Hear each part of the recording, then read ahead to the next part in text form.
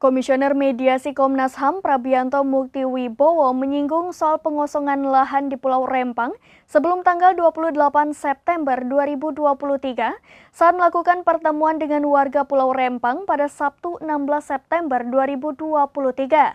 Namun Dapur 3 Kelurahan Sijantung Pulau Galang yang rencananya akan dibangun hunian tetap masyarakat masih berupa hutan dan bukit.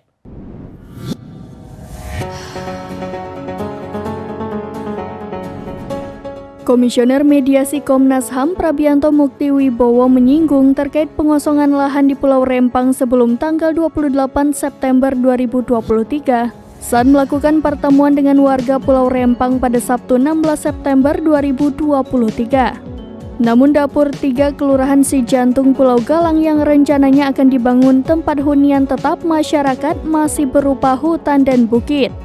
Dilansir dari tribunbatam.id, proses pembangunan di Dapur 3 Kelurahan Sijantung Pulau Galang saat ini baru akan dimulai. Padahal menurut Komisioner Mediasi Komnas HAM Prabianto Muktiwibowo, Pulau Rempang harus dikosongkan sebelum 28 September. Di lokasi relokasi sendiri terlihat ada 2 alat berat yang digunakan untuk mengeruk tanah telah terparkir berjejer di atas bukit. Dalam sepekan ini 2 alat berat berupa beko sudah berada di lokasi tersebut dan melakukan pengerukan guna proses pembangunan.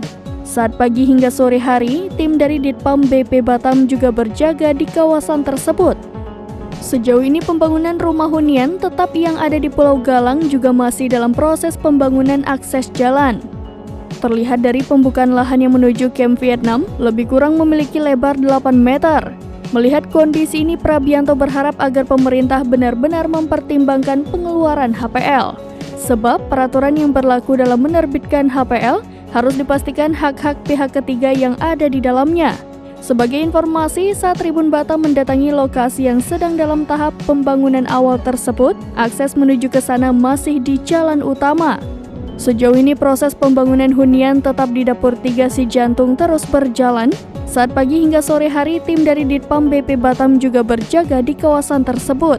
Selain membangun area perumahan, dalam keterangannya, BP Batam juga membangun fasilitas pendukung seperti rumah ibadah, gedung pendidikan, dermaga, puskesmas, area servis terpadu, kantor pemerintahan, dan lainnya. Demikian informasi terkini Syedaralun. Saksikan terus berita lainnya di kanal YouTube Serambi News, website dan Facebook serambinews.com.